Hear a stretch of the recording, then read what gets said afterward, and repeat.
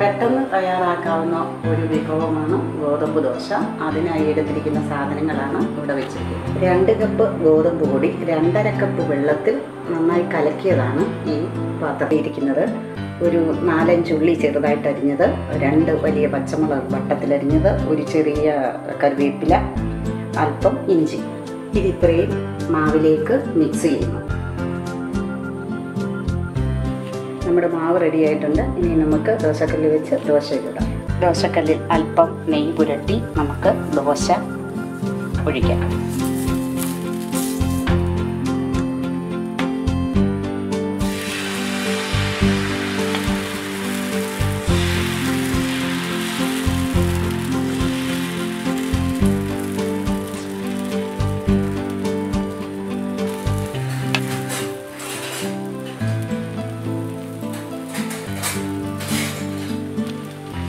പാകമായിട്ടുണ്ട്. നമുക്ക് ദോശ മറിച്ചിടാം.